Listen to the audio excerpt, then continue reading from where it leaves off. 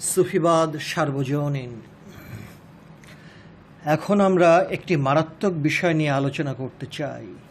সেই মারাত্মক বিষয়টি নিয়ে অনেক রকম জটিলতা এবং বিভ্রান্তিতে পড়ে যাওয়ার সমূহ ঝুঁকি থাকতে পারে। আর সেই বিষয়টি হল ধর্মনিরপেক্ষতা। ইসলাম কি ধর্মনিরপেক্ষতাকে সমর্থন করে? না, করে না। এই প্রশ্নটি অনেকের মনের মাঝে উঁকিঝুঁকি মারে। মূল বিষয়টি বলা এবং প্রয়োগ পদ্ধতির ব্যাখ্যা দেওয়া দুটো আলাদা বিষয়। আমরা এখন ইসলামের মূল বিষয় নিয়ে আলোচনা করতে চাই। সূরা ইখলাসের ২ নম্বর আয়াতে আল্লাহ ঘোষণা করেছেন যে তিনি সামাদ আল্লাহ। সামাদ শব্দটির অর্থ হল কারো মুখাপেক্ষী না হওয়া। এখানেও দুটো প্রশ্ন এসে দাঁড়ায়। একটি হলো তিনি ছাড়া আর কিছুই নাই, সুতরাং মুখাপেক্ষী হবার প্রশ্নটিই আসে না।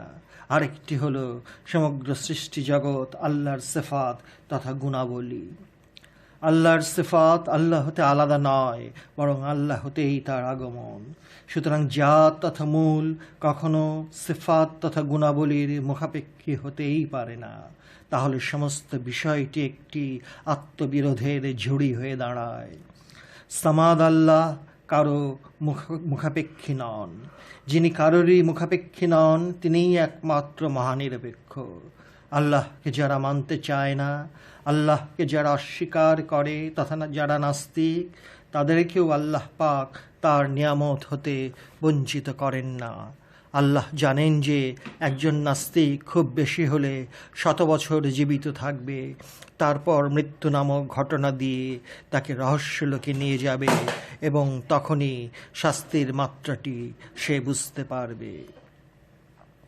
আমভাবে আল্লাহ পাক সবাইকে যে নিয়ামতটি দান করেন সেই দানের রূপটি হয় রহমান। কিন্তু একজন সাধক যখন আল্লাহর দিদার পাওয়ার সাধনায় বছরের পর বছর ধ্যানমগ্ন অবস্থায় কাটিয়ে দেন এবং এক সময় আল্লাহর যে নিয়ামতটি লাভ করেন উহা বিশেষ নিয়ামত তথা বিশেষ দান। নিজের ভেতর হতে খান্নাসরূপী শয়তানটিকে তাড়িয়ে দেবার ধ্যান সাধনায় যখন আল্লাহর রহমতে সফল হতে পারেন, তখনই সেই সাধকের কাছে আল্লাহ রহিম রূপ ধারণ করেন, কারণ ক্ষমার পরেই এই দানটি করা হয়। তাই আল্লাহ এখানে গাফুরুর রহিম, ক্ষমার পরে গাফুরুর রহমান হয় না, কারণ রহমান রূপে সাধারণ দান যা কম বেশি সবাই ভোগ করে থাকে। তাই আমরা দেখতে পাই কোরআনের কোথাও আমার জানা মতে গাফুরুর রহমান কথাটি একবারও ব্যবহার করা হয়নি। সামাদ আল্লাহ মহানিরপেক্ষ, সুতরাং সামাদ আল্লাহর বাণীগুলো মহানিরপেক্ষ। সুতরাং আল্লাহ পাক মহানিরপেক্ষ। মহান আল্লাহ পাকের মহানিরপেক্ষতা কখনোই ভাঙা হয় না। তাই অন্যত্র বলা হয়েছে সুন্নাতাল্লাহি লা তাবদীলা, তথা আল্লাহর আইন কখনো বদলায় না। আল্লাহ পাক যেখানে নিজেই ঘোষণা করেছেন যে তিনি সামাদ আল্লাহ তথা মহানিরপেক্ষ আল্লাহ, সেইখানে তার বাণীগুলো মহানিরপেক্ষ। সুতরাং ধর্মনিরপেক্ষতাই ইসলামের মূল মন্ত্র, ধর্মনিরপেক্ষতাই ইসলামের একমাত্র আদর্শ। ধর্মান্ধতা, ধর্মের নামে গোঁড়ামি ইসলামের আদর্শ কখনোই হতে পারে না।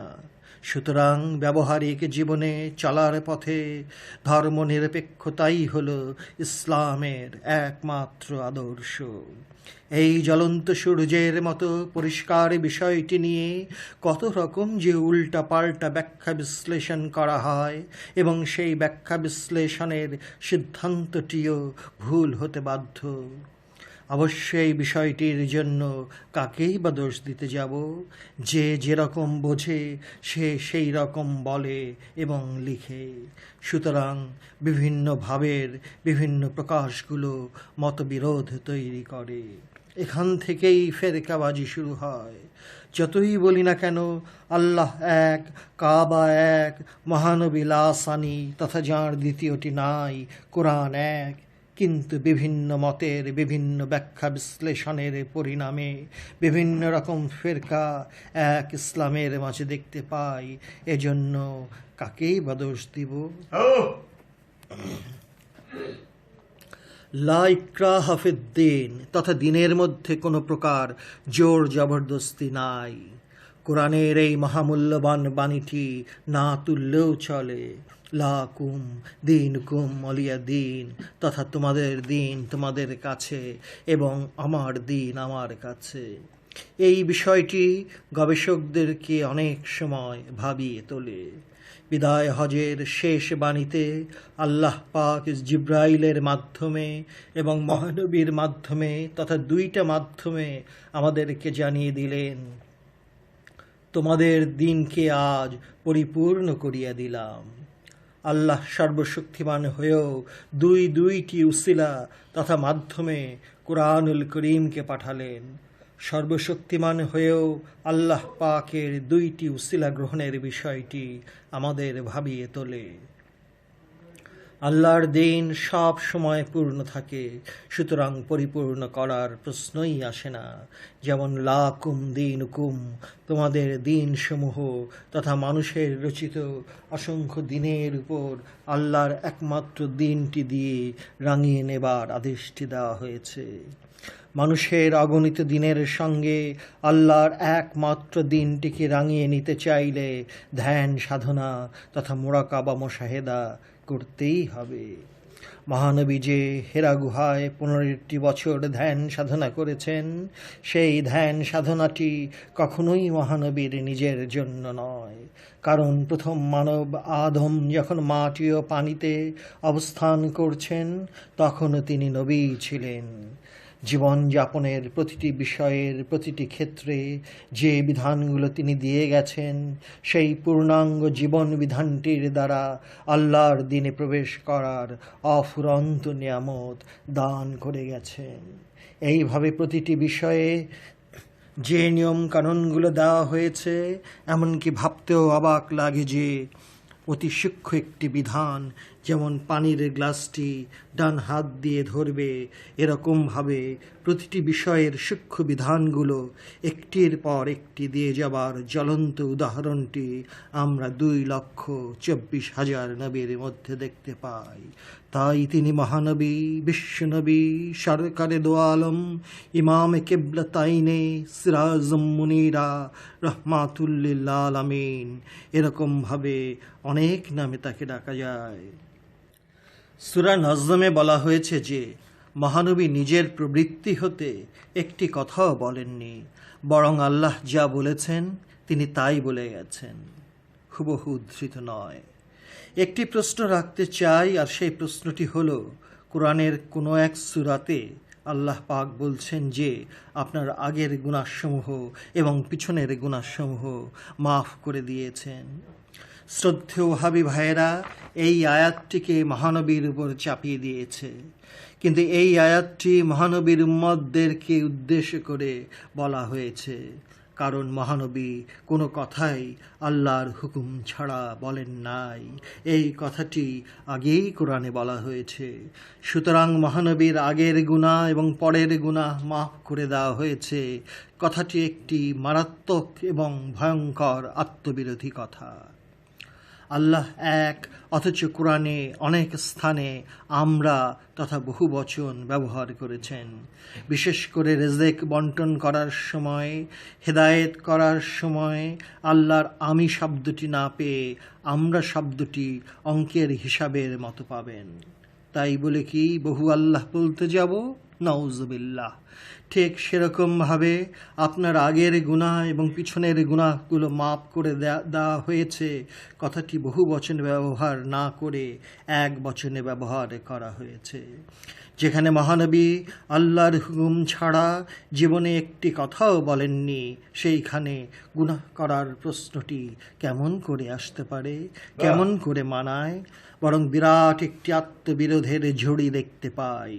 এই আত্মবিরোধের কারণেই যারা আন্তরিকভাবে আল্লাহকে জানতে চায়, বুঝতে চায়, চিনতে চায়, তাদের পদে পদে হোঁচট খেতে হয়।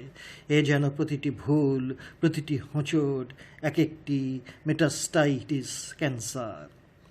বাতাস না থাকলে যেমন সাগর আর নদীতে ঢেউ থাকে না, সেরকম কাফের, মুনাফেক, মুশরিক এই জাতীয় ভেজাল মানুষ না থাকলে মুমিনদের পরিচয়টির সার্থকতা থাকে কোথায়? আল্লাহ কোরআনে বলছেন, যদি আমি ইচ্ছা করতাম তো এক নিমেষে সব মানুষকে এক উম্মত তথা মুসলমান বানিয়ে ফেলতে পারতাম, কিন্তু সবাইকে মুসলমান বানিয়ে ফেললে আমার পরীক্ষাটি আর থাকে না, তথা পরীক্ষা করার জন্যই দুনিয়াতে পাঠানো হলো, কথাটির সার্থকতা থাকে না।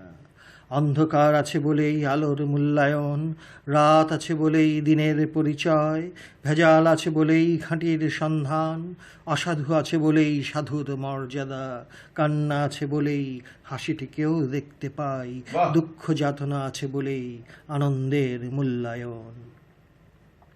প্রতিটি শিশু আত্মসমর্পণের মোকামে তথা ঘরে জন্মগ্রহণ করে। কার কাছে আত্মসমর্পণ? আল্লাহর কাছে আত্মসমর্পণ। আর যারা আল্লাহর কাছে আত্মসমর্পণ করেছে তারা ইসলাম ধর্মটিকে গ্রহণ করে নিয়েছে এবং তারাই মুসলমান। আত্মসমর্পণের পরেই শান্তি আসে। সুতরাং ইসলাম শব্দটির প্রথম অর্থটি হল আত্মসমর্পণ এবং পরের অর্থটি হল শান্তি।